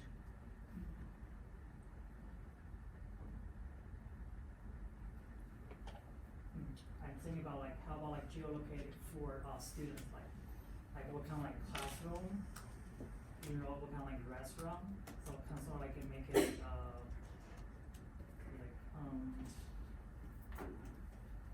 still like think about it. So you guys, let's be real clear. This should not be useful. If you're thinking you're making something useful, stop it. It's for a person who basically collects location data. Oh, to make it routine. Okay. Oh, I remember, or to make it routine. Like this, I'm going to like classroom, and then I get onto a restaurant, and then I'm going to take bars. So I have like 3 different like locations just for myself to use. So just in case like if I forgot like which classroom I should go, I can just pull out the history. So that sounds a little bit more complex than what we want, because it sounds like a bunch of things are related to each other. And in our case, we don't have quite that complex of a data structure. And so I'm going to discourage that complex of a data structure. It's possible for you to say, like,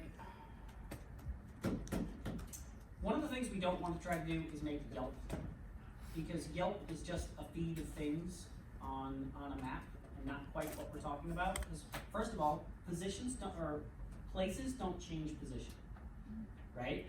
One of the things that makes our initial app so right is that the animals move, okay? And that's one of the things we want, is we want to be able to say, I saw this thing in a different place the next day. And we want to be able to see their position changing over time or something like that, okay? So if it's something that's just stuck, it's immediately off topic. I have said that there are ways of making this work, right? Like for instance, if you want to track flowers, or like flower types, flowers don't move, but you can see the type of flower in multiple locations, and you can find them in multiple spots, right? So it still works, but it's not quite right, okay? Yes? Police or meter maid? Meter maid? What was that? What was the first word you said? Police officer? So that sounds like tracking people, and we're not allowed to do that. Oh. We're not allowed to track people, we're not allowed to track cops, we're not allowed to track homeless people. What about car, like not cars, but the meters made car? Okay, so to what end? Huh? To what end? Why? Like to know where, like what time they show up in which location.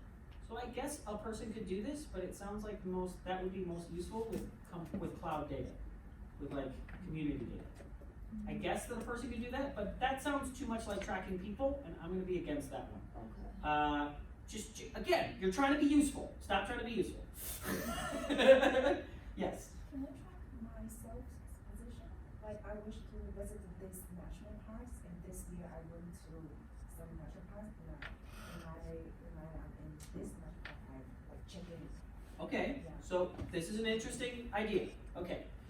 Places that you can go multiple times are a weird, like halfway point here. And I'm into the idea if you can make it work, but the data kind of reverses itself, and let me tell you why. First of all, possibly is my answer to you immediately. So let me describe how that might work. What you would basically have to do is have you'd have to have a places of interest app, right? And the idea here is that you have types of places of interest that would be more or less well, hold on. There's a couple of different ways to do this. What we could say is that you are visiting parks, okay? So this is a parks visiting app. At that point, every new park you go to, you basically add it in, and then when you go to it again, you add a new, not location, but a new visit. Now, the way that you would make this app work is by having unique visit data. In this case, you have something on the map and it doesn't move, but you have new unique data every time you go there, okay? You are basically tracking why you went there, and so you'd have to have a reason for somebody to use this app. It can't, like for me, my app is tracking stray animals that are around the city that I see, and that's what I want to track. So for you, why is somebody tracking this data is something that would need to work, okay? Now, in this case, this is one of those things where, again, we've moved away from what I want you to do, and I'm trying to make it work, right? So for instance, I had somebody who wanted to track bands, but I didn't want them to track bands because I'm tracking people. But what we made it was that they were tracking music venues, and then every time they went to the music venue, they tracked the band they saw and the show and the time and all that kind of stuff. And so the app was about music venues and when they saw shows there. I also had someone do sporting events. Okay, so every time they went to a new sports arena, they tracked the things. But all of these are away from the core idea, and we're moving further and further away as I describe these. Okay, so just like we're on the fence here. It can work, but we're on the fence. Yes. Possible to track the smells. Smiles or smells? Smells. Smells is interesting. I have had somebody do a fart tracker. Or a funky smell tracker is something that I have. So people have tracked smells before, and they have also tracked feelings before.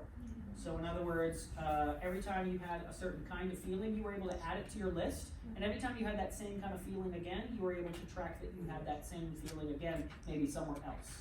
In that case, it actually works really well with the concept. Yes? Can you check, like, CCP location?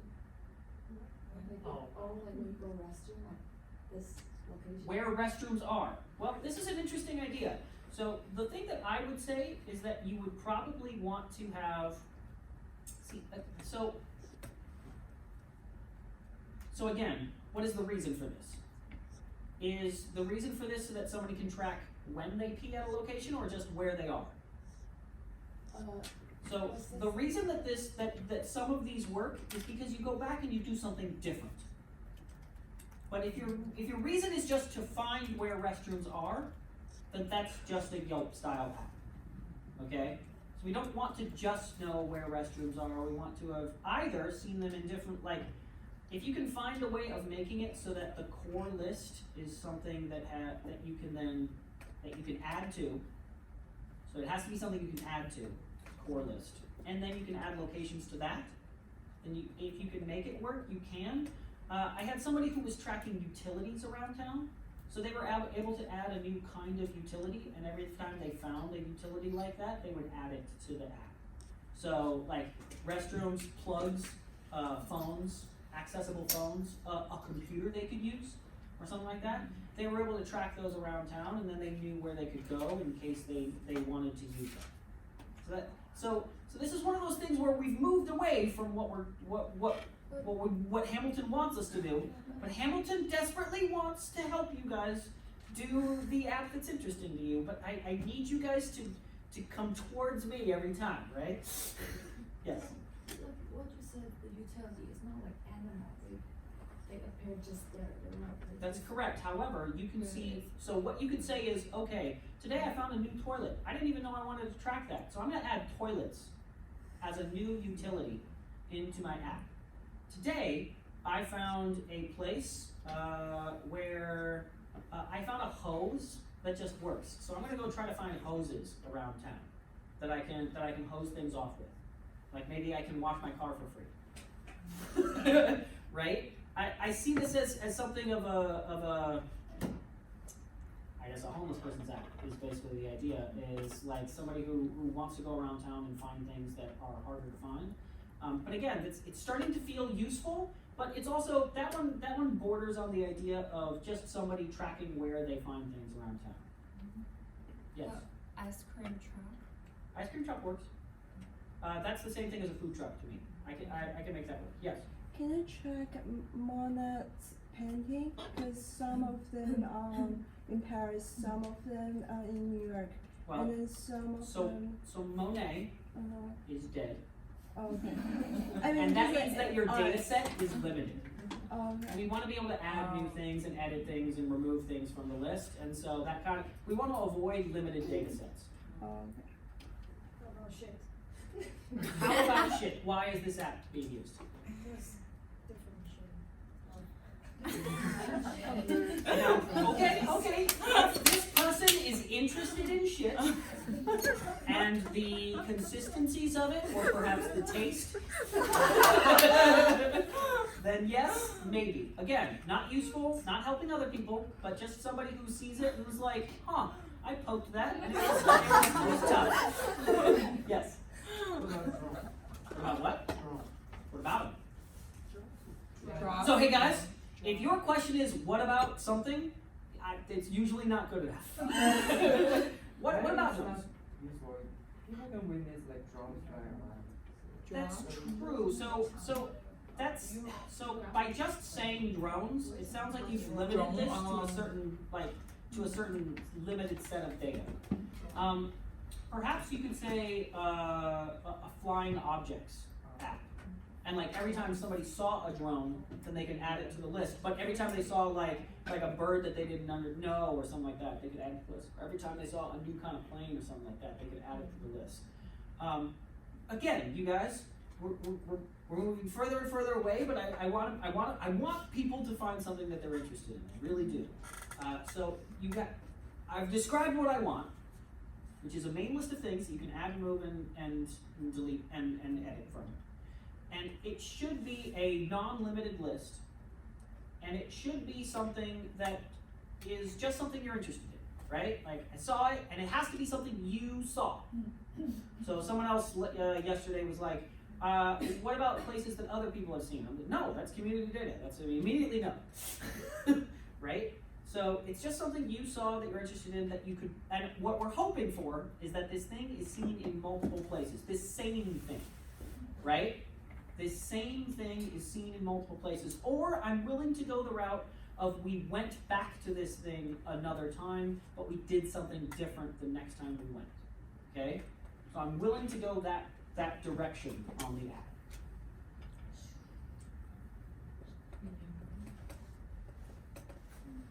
So how about graffiti? Tracking Like the- murals and galleries. Yeah, because there is so much place and Graffiti graffiti. and murals. Okay. Because I have no. I thought you said gravity and neurons, and I was like, what? Tracking gravity? Yes, please. That sounds fascinating. So the problem is graffiti doesn't move. Yeah. What I have suggested to people, because every class somebody suggests graffiti, because it's a San Francisco thing. It's possible that what you could do is track graffiti walls that change all the time, and in that case, you would be tracking a graffiti wall, right? And every time the graffiti wall changed, you could track the change to the graffiti wall, and every time you found a new graffiti wall that had different stuff on it, then you could add that to your list. So that's the way I've seen somebody be able to kind of make it work. Can I track like motorcycles, for example, and they're different brands, so every time I see like Yamaha or Kawasaki, I saw this here, so I'm like, Okay, so possibly. I'll tell you this, you guys. I've had a lot of people try to make vehicle apps, and inherently, I don't think I've ever seen one that worked right. why? Okay? Well, because technically what you would have to be doing is tracking the brand. Yeah. Isn't that hard? It could work if you do it right. It could work if you do it right. In that case, the brand is what you're tracking, so you would add you saw a new brand, right? That's a data list that isn't really that fun, okay? So you saw a new brand of motorcycle, and then you would be able to add a new one of those. So you saw a new Kawasaki, you'd be able to say, I saw this one, and I saw it here. So every time you saw one, there would be data to be entered about the one that you saw, and possibly even a photo. Yes? How many data we need to use in the app? Well, we have a 3-table structure. We're gonna have users, we're gonna have animals, and we're gonna have locations. Locations are associated with animals, animals are associated with users. That's the data I'm gonna teach you to make. We're going to make a temporary randomized database, a pre-randomized database, I should say. It's not gonna be random always, we're going to make it from random data, and then it will be a set database. We're gonna have probably 10 users with about 50 animals and about 150 locations. Because I'm thinking. We're gonna build that, it's just gonna be automated. Because what I'm thinking, how about track the firm in the Redwood National Park, the firm. The trees? The fern, yeah, the Ferns? Yeah, fern. Oh, ferns? Well, again, ferns don't really move. I guess you could do that. This is one of those things where if you're good enough to tell the difference between types of ferns, then a type of fern could be what you're tracking in the redwoods. Yeah, I guess that could work. Yes? How about tracking roads? Like, I want to see how many places I running road in your cities. Okay, I run in different places and I want to see the. I have had people do running styled apps. What it would have to be is that it's running routes, and every time you run it, you go back and you run it again. So every time you find a new route, you would add it into your app. But here's one thing that I wanna also say, you guys. For our app, and I don't remember whether I've said this before, we are not going to be getting locations. That's the other thing that we want to avoid in all of our apps, is the idea of addresses. We're not going to be getting addresses in our app.